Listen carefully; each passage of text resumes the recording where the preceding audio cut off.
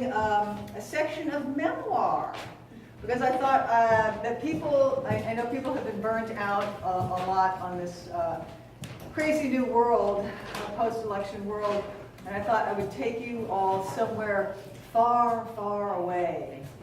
Yeah, and this is, I spent much of the 90s in rural Arkansas for reasons that shall be made clear here. It's called the Copperhead. It was a sweltering July morning in the Ozark Mountains of rural Arkansas, my new home. My new boyfriend, Cowboy Jeb, had been working since dawn. I'd slept late, sweating in our steamy lair of a bedroom. As I dangled on the edge of yet another dream-time precipice, Jeb burst through the door, calling to me with all the excitement of a boy on summer vacation. "Baby, there's a copperhead out in the yard." He didn't need to say another word. I knew he was just in to grab his gun. Living in Hogeye only 6 weeks, and already I'd developed new instincts. I jumped out of bed and pulled on a house dress. Jeb grabbed one of the 4 rifles that live in the corner of our bedroom. He likes to show off his prowess with firearms, battling danger, and I love to watch. In moments of quiet reflection, when I worry about how powerfully I'm drawn to Jeb and the coarse macho life he embodies, I am soothed by a friend's sage reminder that there's a little bit of the Wild West in all of us, girl. And watching Jeb head out the door, there was no internal debate. I wouldn't miss this for anything. I slid into my rubber sandals, followed my man and the 12-gauge sawed-off shotgun he calls the snake charmer out into the yard. The yard, mind you, is no manicured Bermuda grass and petunia beds, but rather a hard scrabble clearing that surrounds the trailer. Once a thick, tangled overgrowth of poison ivy, grapevines, and thorn thickets, Jeb cleared this jungle with his own hands, cleared a space around the trailer maybe 30 feet wide, and he's not through yet.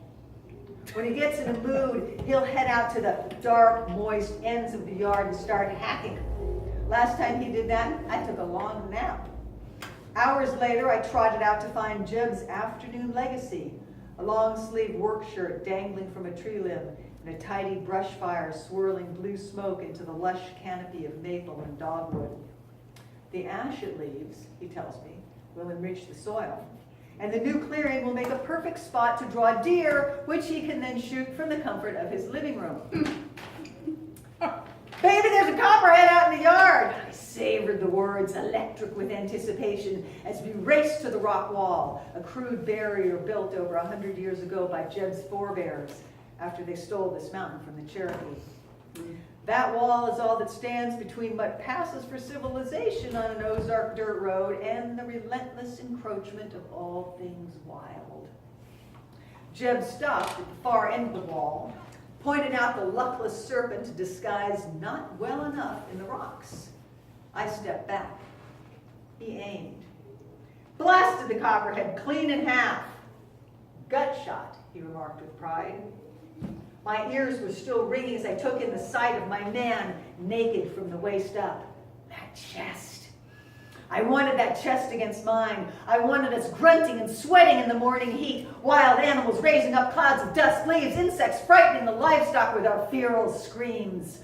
Some primal drive encoded in my genes back in the Paleolithic era. Some primitive urge surged up from deep belly and screamed at me to mate with the hairy heathen standing on the rocks before me.